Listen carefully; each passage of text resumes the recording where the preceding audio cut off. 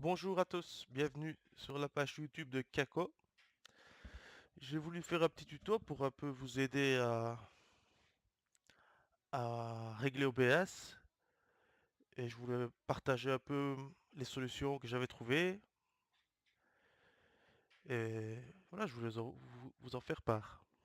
Moi j'ai un processeur i5 8600K, donc il a un énorme processeur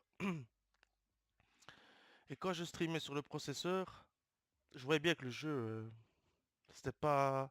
Il tournait pas comme quand je streamais pas, quoi. Alors j'ai fait un peu des recherches sur Google, sur Internet quoi, sur Google, YouTube, et je voulais vous faire part de mon réglage que j'ai trouvé, et franchement, il est pas mal. Je stream sur ma carte graphique, maintenant c'est vrai que j'ai une bonne carte graphique, j'ai une RTX 2070, et... Mais j'avais fait ces réglages-là quand j'avais la 1050 Ti, donc une GeForce 1050 Ti, et ça tournait bien aussi. Alors je voulais vous en faire part pour peut-être vous aider à résoudre le problème de streamer sur le processeur ou sur la carte graphique. Parce que je joue beaucoup sur Internet et je vois bien qu'il y a beaucoup de gens qui streament. Quand ils streament sur le processeur, ça va pas des masses. Si, maintenant, si on a un i7 qu'on a payé 600 €, certain que ça va aller comme il faut. Mais pour ceux qui ont une config standard, on va dire, pas trop exagéré, ces réglages-là, je trouve qu'ils sont vraiment bien. Donc, j'ai fait ça comme réglage dans sortie. Ouais, dans sortie. Donc vous cliquez, c'est simple, c'est simple pour avancer. Moi faut cliquer sur avancer. Alors l'encodeur, donc je l'ai mis sur la carte graphique, NVENC. Si vous mettez sur X264, c'est sur le processeur. NVENC, c'est sur la carte graphique. Donc voilà, vous vous mettez sur NVENC, puis imposez les paramètres d'encodage du service de streaming.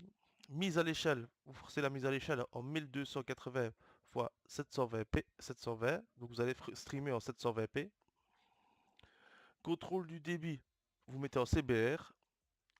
Le débit, d'après votre connexion, d'après votre connexion, vous mettez la moitié de votre upload. Moi, je tourne à 8 mégas, donc j'ai mis 4000. Mais j'ai essayé à 3000, ça va bien aussi. Moi, je me suis mis à 4000. Donc, l'intervalle d'image clé en secondes, vous mettez 2.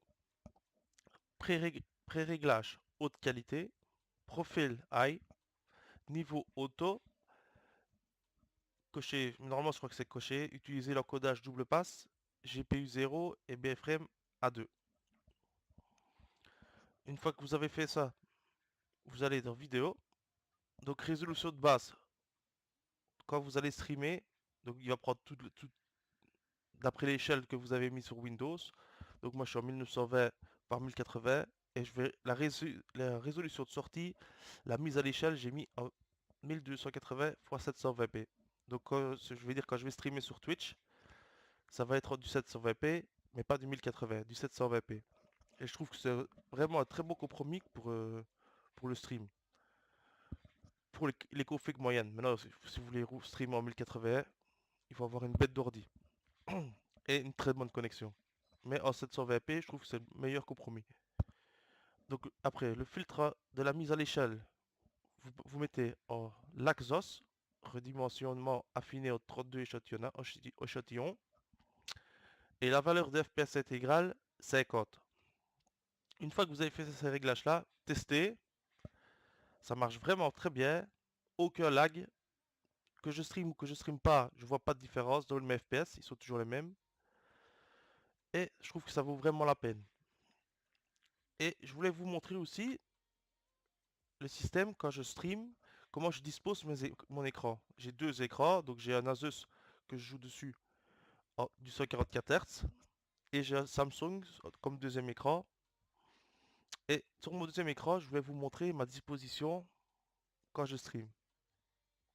Parce que ça peut aider aussi. Par rapport au chat, par rapport aux followers, par rapport à plein de choses.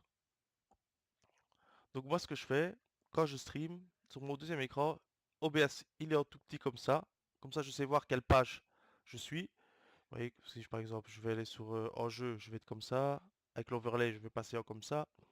Comme ça vous avez toujours un petit œil sur votre OBS, sur le deuxième écran, avec les images, si vous avez des paires d'images, voir tous les renseignements quand vous streamez, je trouve que c'est important de les avoir ici à l'œil.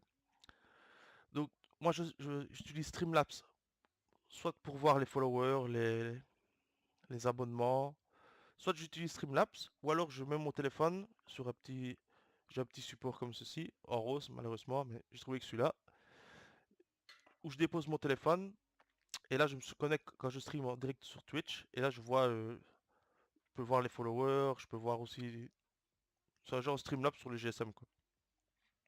Et le truc essentiel, vraiment essentiel, le Streamlabs Chatbox. C'est la vie pour le stream. Il n'y en a pas beaucoup qui utilisent ça, mais je trouve que pour voir le chat, pour faire des giveaways, pour faire plein de choses, ce programme-là, je trouve il est pas mal. Il est vraiment pas mal, très complet. Et alors, on sait voir les personnes. Donc, quand je joue sur mon deuxième écran, je sais voir plus ou moins qui est-ce qui est connecté. Et je sais pas, je trouve que c'est bien. Je vois le chat, je peux voir aussi qui est-ce qui m'a follow aussi. Enfin, et je trouve que c'est vraiment très pas mal comme programme. Maintenant, c'est pas Streamlabs, ce qui est bien, c'est qu'on le voit en direct. Donc, dès que quelqu'un a cliqué sur vous suivre ou qui s'est abonné sur votre page Twitch, ça va en direct. Et des fois, sur Chatbox, ça n'apparaît pas. C'est pour ça que j'avais toujours une sécurité de savoir, d'avoir le programme ouvert pour remercier les gens qui te follow ou qui s'abonnent pour bien les remercier. Donc, c'est toujours bien d'avoir les deux ouverts. Et voilà, donc le tuto est fini. J'espère que ça vous a un petit peu aidé. Et n'hésitez pas si vous avez des questions, si je peux vous aider, il n'y a pas de souci. À bientôt pour un prochain tuto.